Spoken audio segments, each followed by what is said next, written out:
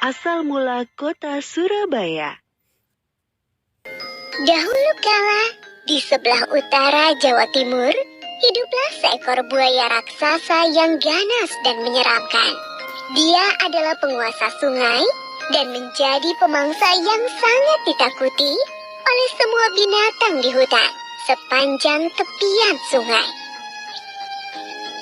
Nama buaya itu adalah Baya. Dia sangat pandai berburu, sehingga membuat takut semua binatang di hutan. Sungai yang didiami Baya itu bermuara pada laut yang luas. Di laut itu tinggallah seekor hiu ganas bernama Sura. Dialah penguasa laut yang ditakuti semua ikan. Akan tetapi, Sura merasa bosan hanya makan ikan setiap hari. Dia penasaran dengan sungai yang bermuara di lautnya. Suatu hari, dia jalan-jalan ke sungai itu. Di tepi sungai, ada seekor anak kijang yang sedang minum air sungai.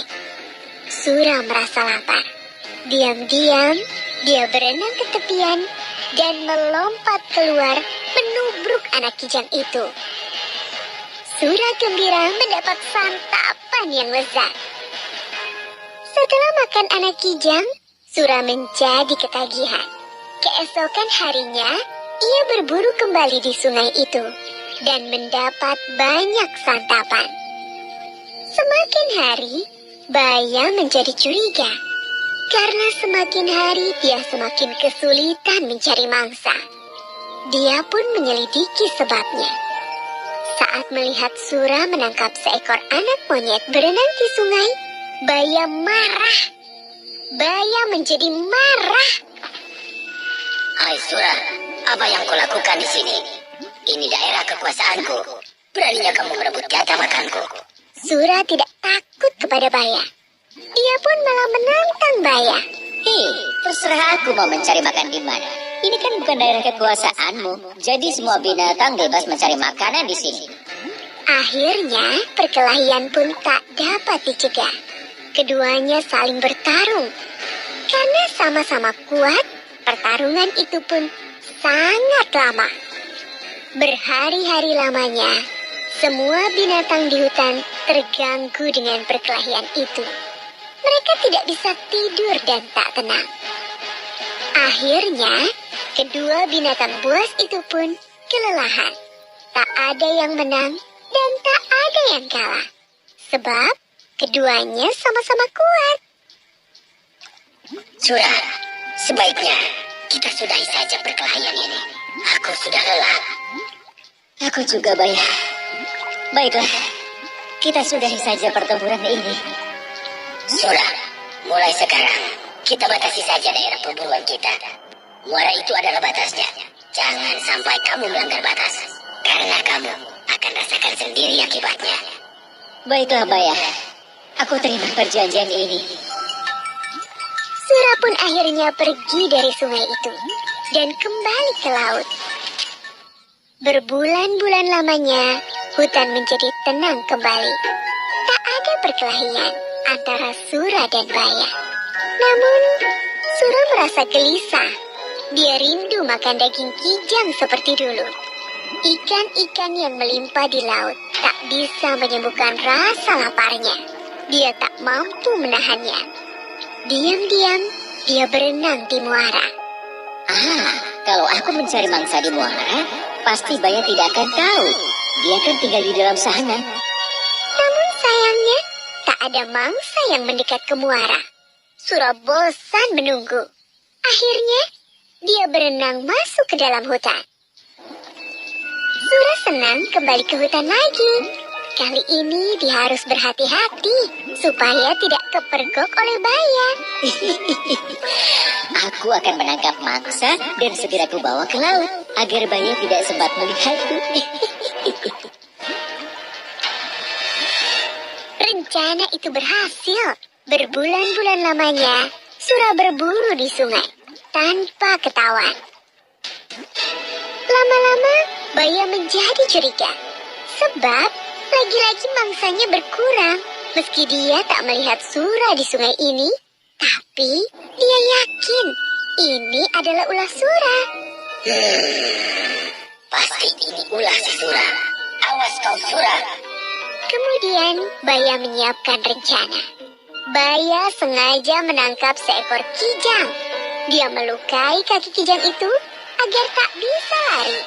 Kijang itu diletakkan di pinggir sungai, lalu Baya bersembunyi. Sura yang berenang di sungai melihat kijang yang terluka itu. Hatinya gembira, sebab kijang itu gemuk. Wah, beruntungnya aku hari ini.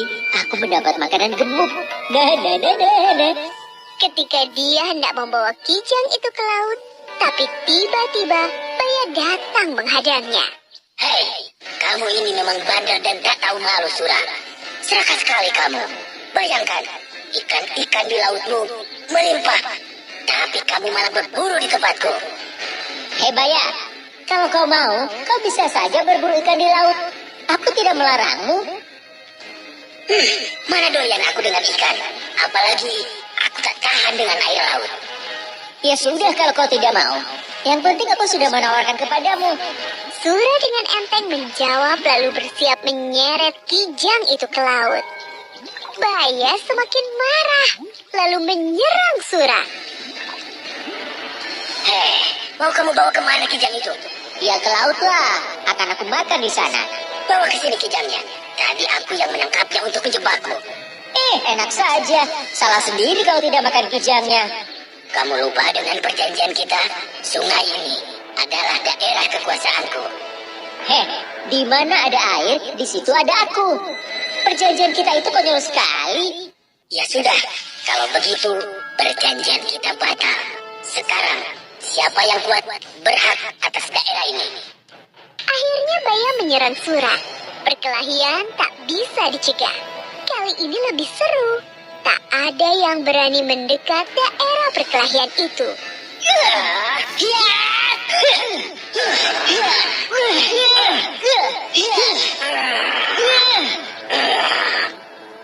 Sura selalu berkelit.